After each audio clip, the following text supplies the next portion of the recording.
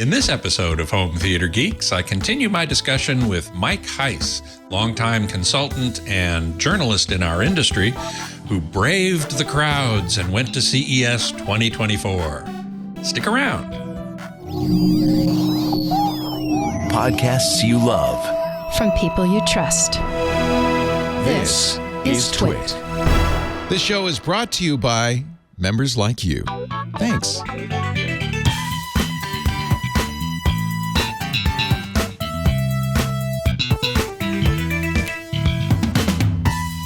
Hey there, Scott Wilkinson here, the Home Theater Geek. In this episode, I continue my discussion about CES 2024 with Mike Heiss, my good friend and longtime industry consultant and journalist.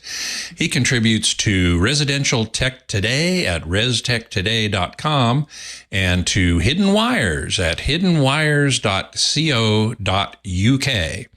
He's also a fellow at CEDIA, and a jolly good one, if you ask me. And so, Mike, welcome back. We're going to continue talking about CES. Sure. Thanks a lot. Welcome to my nice control room back. Yes. What a nice control room you have there.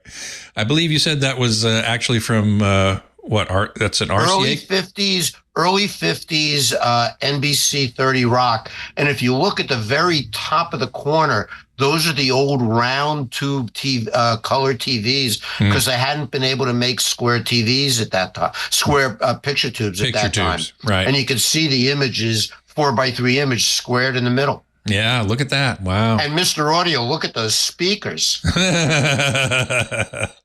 Oh, man. Well, we've come a long way since the 1950s. To be sure. As we can see at CES, and where I want to start in this part two of our discussion are transparent TVs. This was a huge deal at CES, and I'm going, what? A lot of people were doing that. Yeah. Or they weren't doing what? They were doing why? Why? Because they can. Because they can. We have some pictures of the LG OLED T, their T series for transparent, apparently. So we start with number 19, and there's a picture. If I can stop you right there, that was in another one of those cool secret demo suites that they did before press day. And to describe what it is, it looks like an aquarium.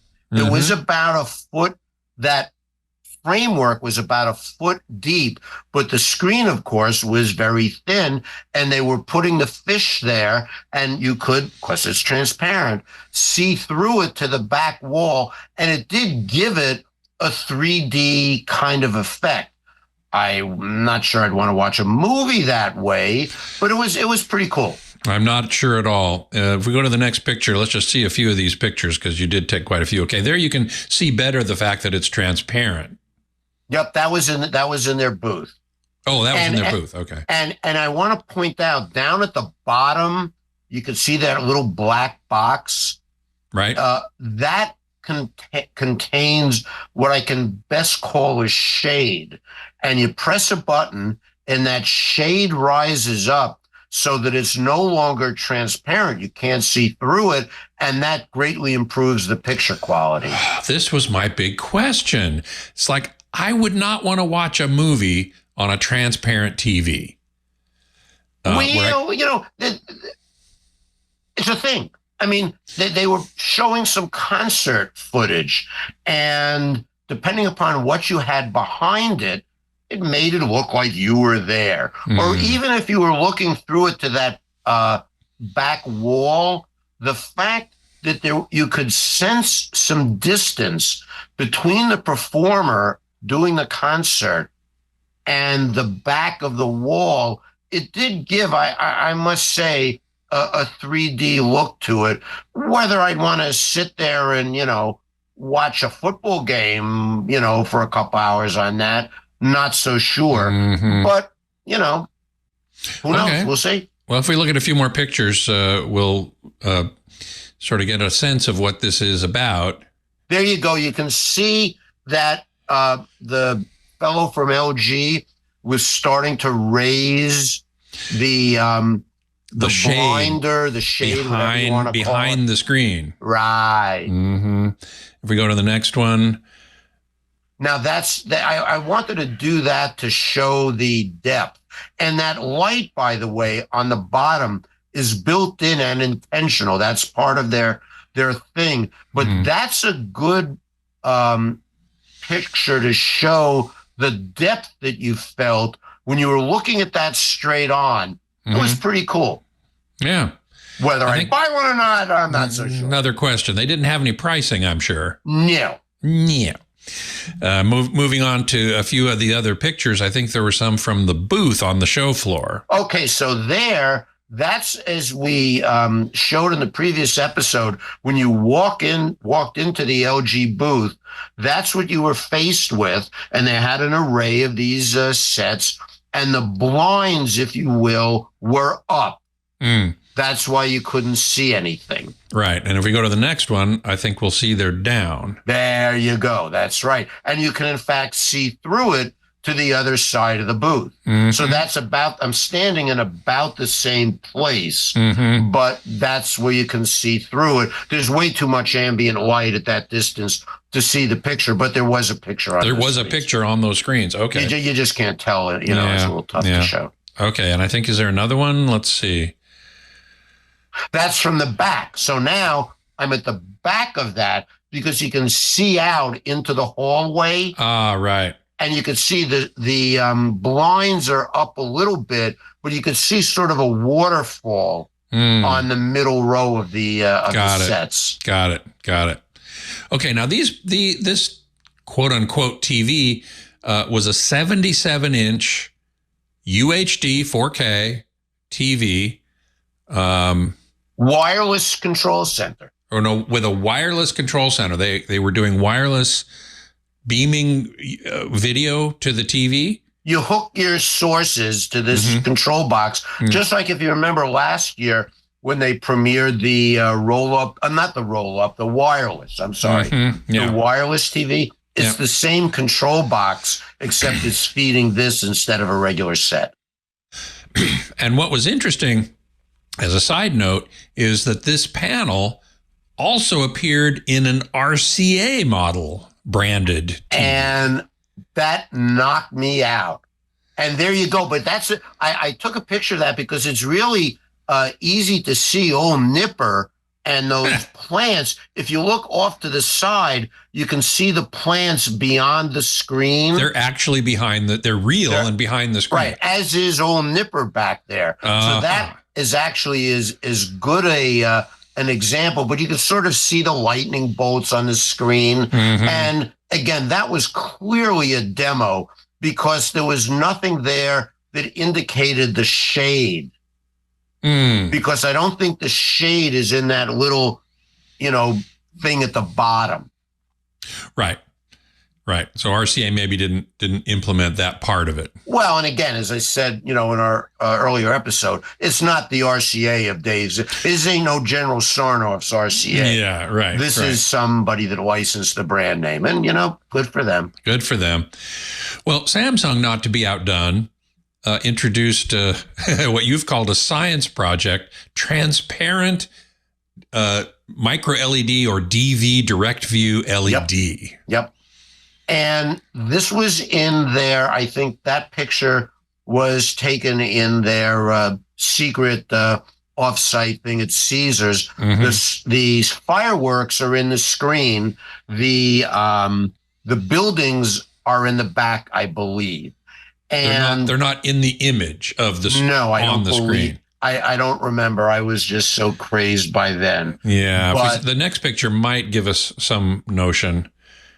There you go. Yeah, and the reason why they have that little thing at the bottom is that is a camera that was showing the structure of the LEDs, but that newspaper or whatever it is, that's behind it. Now, the Samsung people were pretty straight up. They didn't quite say it was a science project, but it's like, well, when is it going to be available? Well, I don't know. Don't ask me how much it is. So this is still very much a work in progress, given the fact if you look at the aspect ratio of that, those were built specifically to show that we can do it too. Mm-hmm. But that's clearly not a marketable size, whereas the LG, if they could make them, they'd be selling them tomorrow. Right, right. And I think we have a third picture that might show some... yeah, there you go. Just shows you the transparent nature of it. Right. From the back, maybe. I mean, it was really cool. And I mean, there's some serious technology at work there. And in fact, I think that's the same thing that we just showed. So you can see the newspaper image behind it. So other than TV, I immediately thought, and you agreed, I think, that that these transparent displays, the LG OLED T, has a lot of other applications besides home theater. We'll just touch upon this. Oh, it's been used. That's been available. You may recall that I probably mentioned this when we did a show after I went up to Display Week last year. Mm-hmm. And LG Display has been showing this technology for 2 or 3 years. It's not that it's new, it's that it's perfected for what they feel is appropriate for consumer use. Mm-hmm. But they've done it in vending machines, they've done it in refrigerators. In this demo suite, there was pretending it was a high-end jewelry store, and they had the screen with sort of things dancing around. Yeah, there you go. Is. So you could see, you were a bad boy, buy that for your wife. Mm-hmm. And that's what it was saying on the screen, where at the same time, you could actually see the actual merchandise behind it. Mm-hmm. And at the end of the day, that's probably where you're going to see a lot more of those, because that makes sense. It does make more sense than store windows. Imagine this in, Saks Fifth Avenue or Macy's, Christmas windows on Fifth Avenue. Yeah. Or in subway car windows. You've got me laughing. Yeah. So let's take a look picture? At the next image. We can see there's an interesting thing going on there. Yeah. So that was in in the demo suite, and they had the 77 4K, 55 full HD, and 30 HD, which is interesting because that did align with what the RCA folks were showing, which they still haven't gotten back to me. But the joke, if there's anybody watching who's from LA, I said something to the very, very nice ladies from LG Display Korea, and who all spoke much better English than I did. I said, that's really interesting. What's the application for that? And she said, subway car windows. And I said, you've obviously never been in the New York City subway, because that would be, painted over in a second. But it says Wilshire, Vermont Station, which is on the Red Line, which I use sometimes, actually. That's where you get off to go to Koreatown. And I asked them if they picked that on purpose, and it sort of befuddled them. They didn't know that. No. Yeah. Okay. Somebody must have picked that on purpose. If it was me, that's what I would have done. But you never know if the boss would have a sense of humor. Right. That must have been one of the Americans who lives in LA, who knows that's the stop you get off to for Koreatown. Okay. So moving on from transparent TVs, is UST, ultra short throw projectors. Still a thing. Hisense had partnered with Barco, a very high-end projection. Yep. And they didn't have the Leica this year. Last year, the Leica, which is basically a Hisense in a fancy schmancy cabinet with Leica optics. Optics, yeah. But the electronics are Hisense. They were in the Hisense booth last year. They were not there this year. But instead, Barco was, and they had a little graphic. Barco wasn't there. No. But they had partnered with them. Yes, for something to do with the optics, as you can see in this slide. And again, at a show floor, it's really hard to tell the difference. Some of the press people liked it. Some of the press people didn't like it. You pays your money, you takes your choice. And then there was Hisense also introduced something called Dolby Connect. Dolby Flex Connect. It's not as much of a room EQ thing as if you look at that, and because they were doing demos, they wouldn't let me in the room. You could see that stuff that's on the wall of the demo room is what Flex Connect does. Is it lets you put your speakers where you want or where you can, and the Flex Connect brain is in the TV, and it figures out, hey, little AI there. It figures out where the speakers are sonically in relation to the screen, and it atmosizes it so that it sounds good. Right. So, I mean, and that's a pretty clever thing. And again, I make a joke about it, but there's no small amount of engineering work in that. No. That's absolutely right. Hisense also introduced an 8K laser TV. These UST projectors for Hisense and others are called laser TVs. UST projectors, I did an episode about them not long ago, but they're basically projectors that you put up near the wall. And it shoots up onto the wall, has to have a special screen that then reflects the light out into the room. This new Hisense one is 8K, and it comes with what they call an ultra black screen, which reduces dark scenes by 50%, they claim, and gives you up to 2,000 nits off the screen. I mean, that's flat panel territory. Well, and it has what's called the ALR, ambient light easy for me not to say. Ambient light rejection screen. And it looked good, but again, I hate to keep repeating. Who knows? It's really hard to tell. Yeah.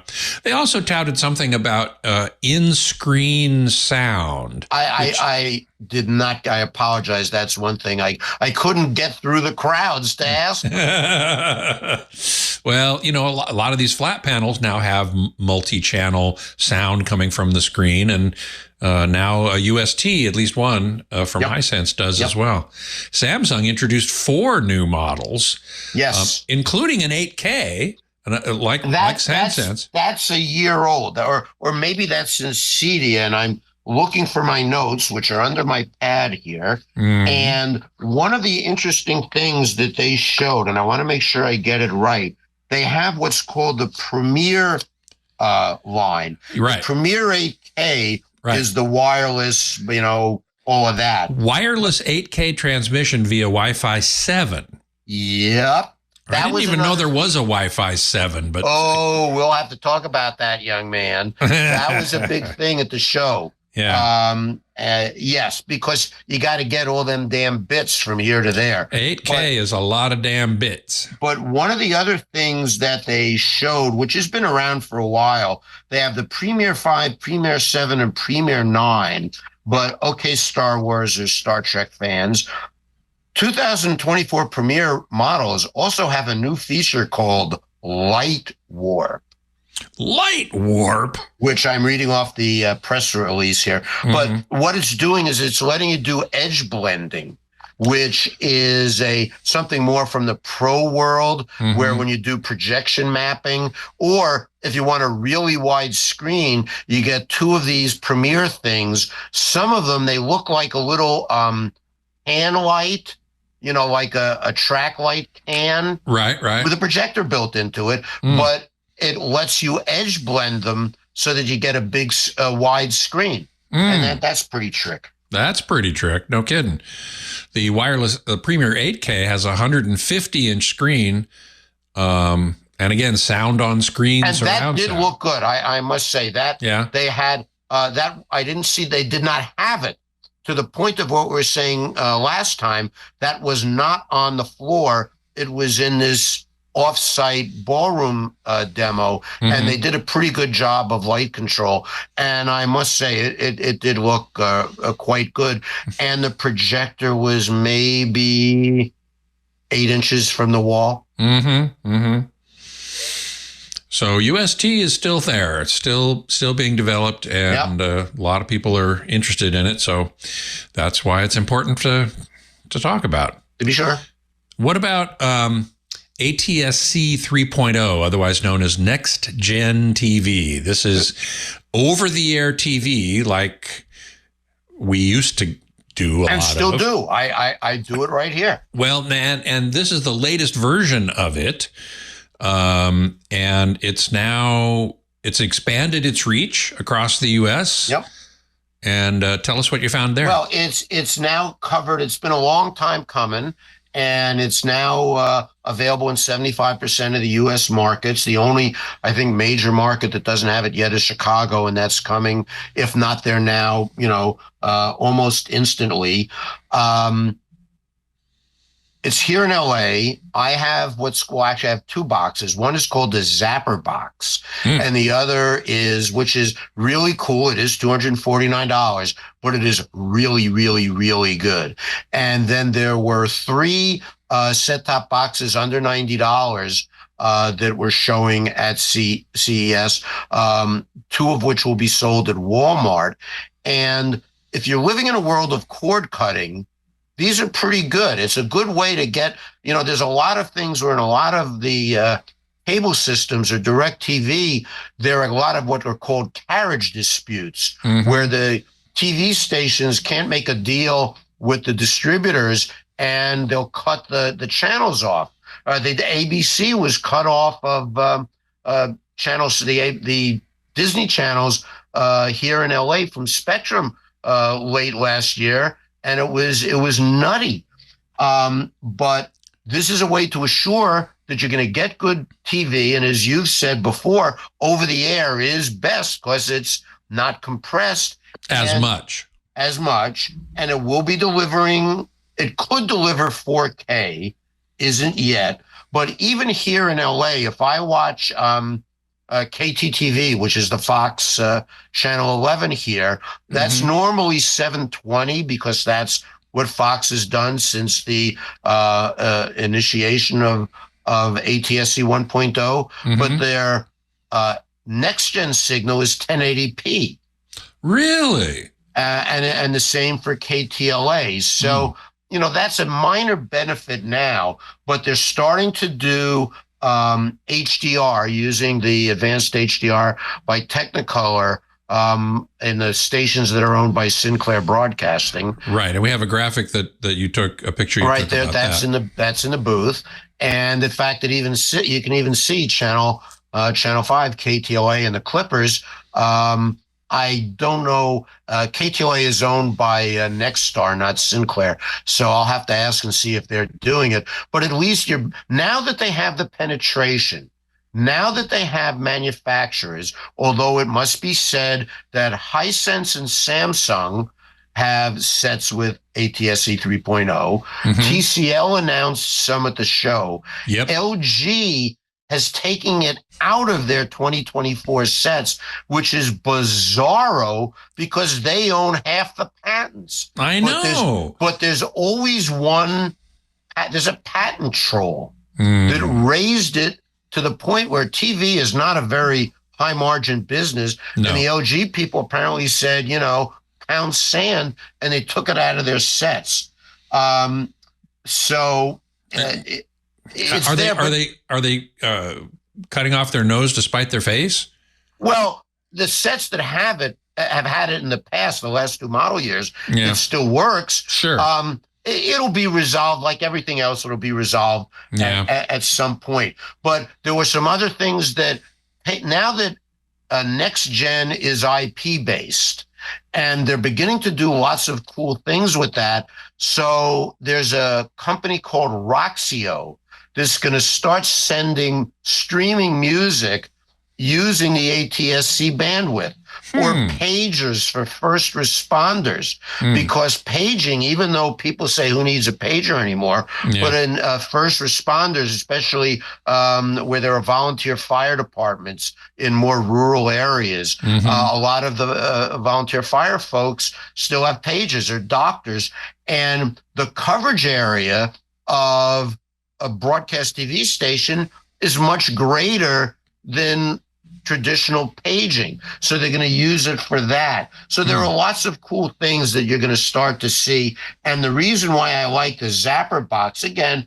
albeit it's $249, it has a built-in DVR for NextGen TV. So you can record stuff off the air. Off the air, and it has YouTube. You can't record right now off of YouTube, but it also unique to, and it drives. I'm old and I'm getting older, and I still, when I want to go from channel 2 to channel 22, I want to go 2. I don't want to go, let me navigate and all of that. No. I want to press a bunch of two buttons and get there. The Zapper box has a numeric keypad. And, that's for people who are important. God bless her. My mother's going to be 97 next month. And I got her a cable box, a TiVo, because it has a numeric keypad. There are people that still want them. So, but a long-winded way of saying that ATSC 3.0, although there's been a lot of noise about the issues with LG, it's here to stay. And in the world of cord cutting, it's something that I encourage people to look for. Right.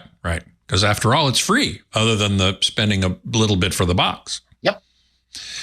Well, the other thing that I noticed you mentioned in the notes you sent me that I thought was kind of cool was this Displace TV. Yeah. Tell us a little bit about that. Okay, that is something that they first showed last year. And as the thing you can see, that's looking at the back of it, obviously. It's not the first wireless TV because the Samsung, well, no, this is really wireless because if you want to do an old magician's trick and run a hula hoop around it, there's no power cord.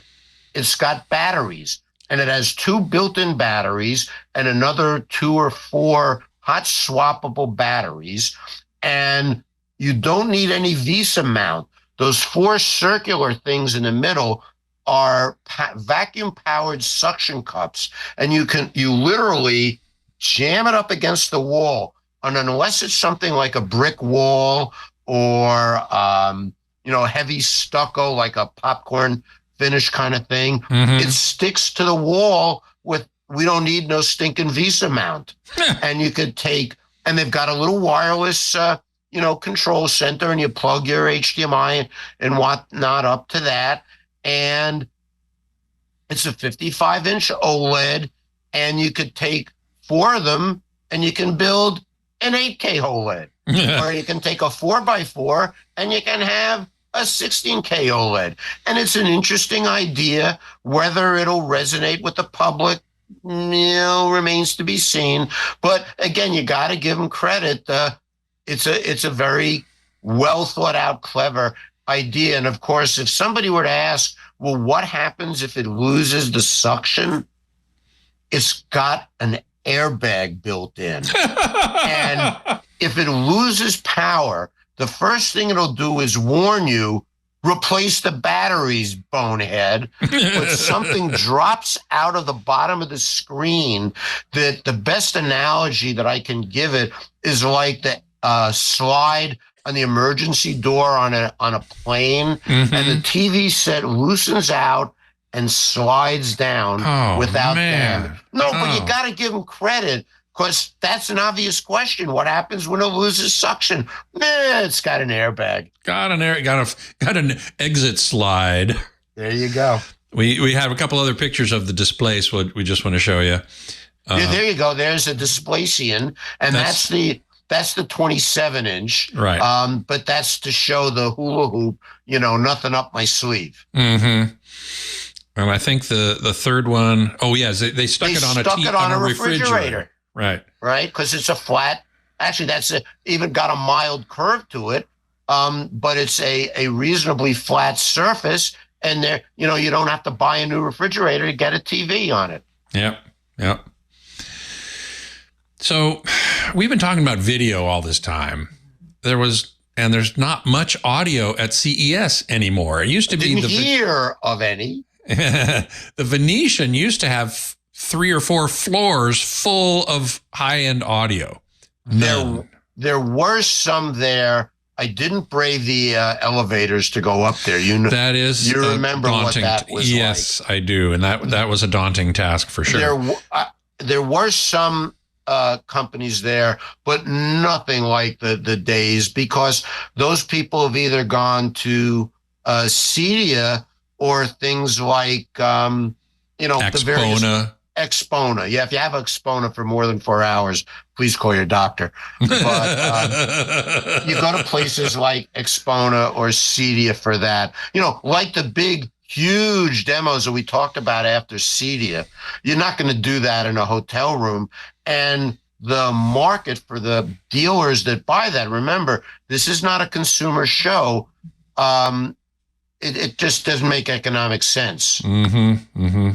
But there was you found some sound bars, a couple of sound bars. Yeah, there's a company called Blue Ant, which is a peripherals manufacturer, and that's a sound bar for your gaming monitor. And all that stuff there, other than the laptop, obviously, is there. And it, sounded pretty good in the confines of the Venetian Exhibit Center. A little hard to do critical listening. Well, but sure. You get the concept. Mm-hmm. There was a company called Mirai that had a kind of a curvy one. There you go. And they, again, it was almost impossible to hear if what they were claiming was true, but you could see that it's a little curved, and that's going to give you immersive sound. Well, I'll be the judge of that. Scott Wilkinson will be the judge of that. But give him credit for trying. And but the majors had lots of sound bars. All God's children got sound bars. True enough. TCL certainly announced at their press conference that they had some new ones, updates from last year. And as did Samsung, as did LG. And in fact, I was having a conversation with one of my consulting clients about AVRs.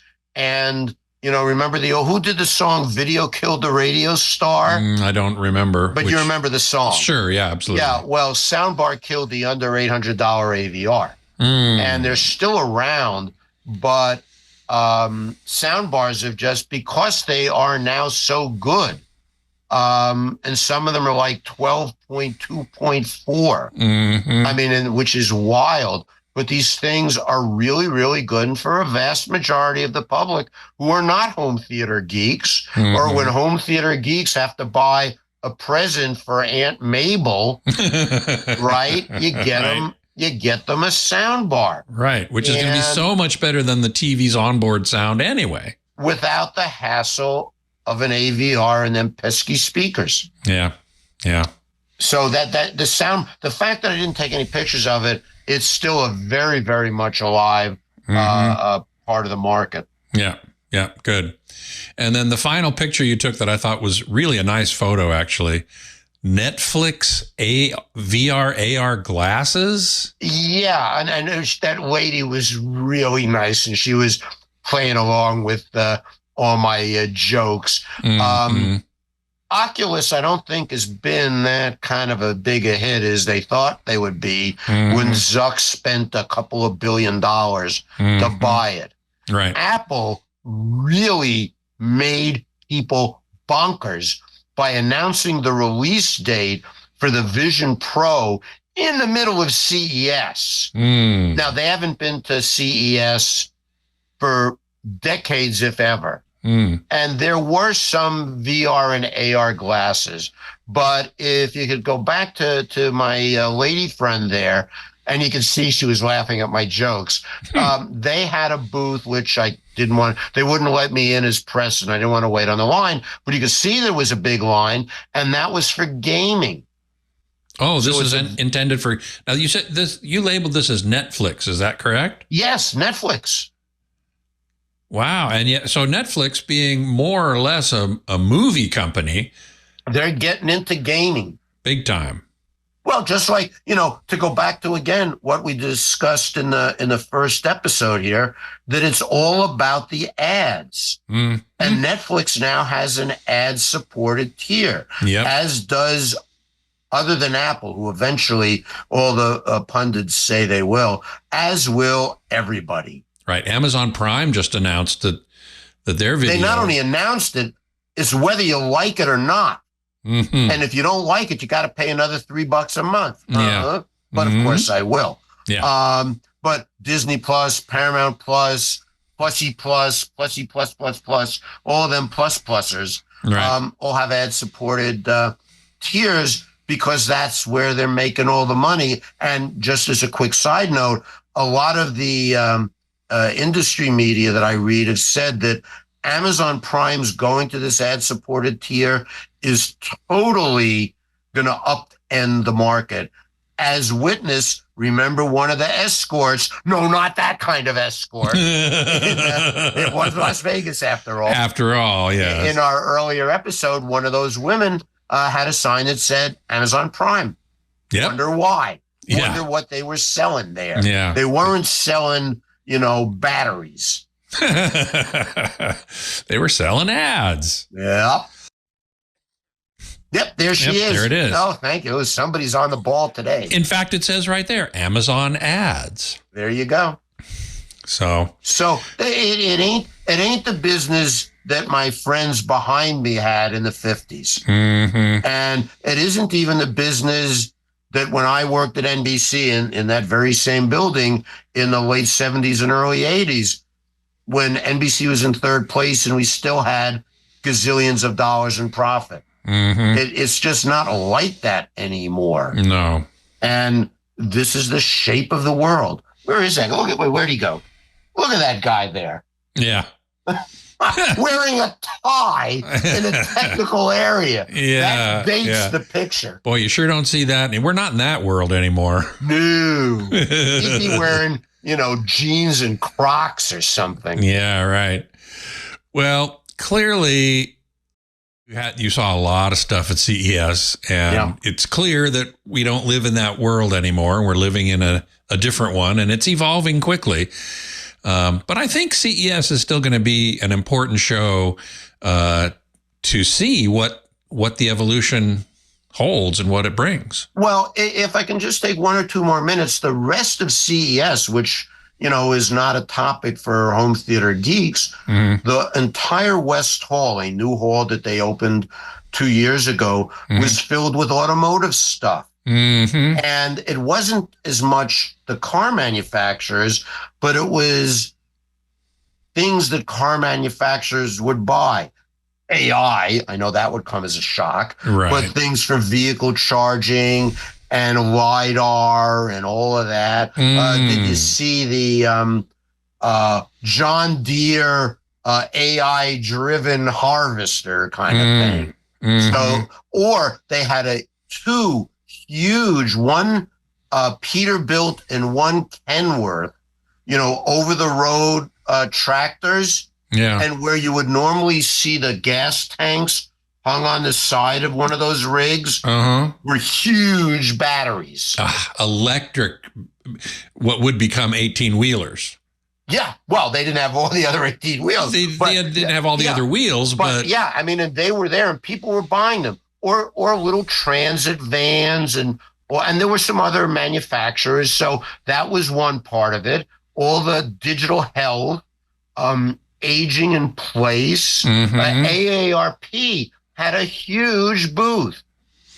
Wow. And they were showing technology for, now, I'm still only 39 years old, Jack Benny, but just ask my wife, who's also 39 years old. Yeah, right.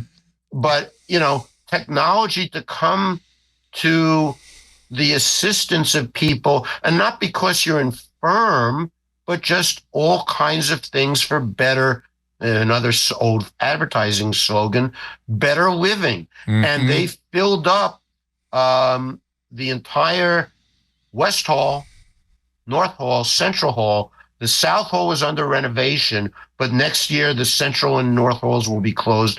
They'll go there. And the Venetian upstairs and downstairs. And no, I'm really annoyed. I did not get into one of the junkets to go and see the Sphere. That was my final.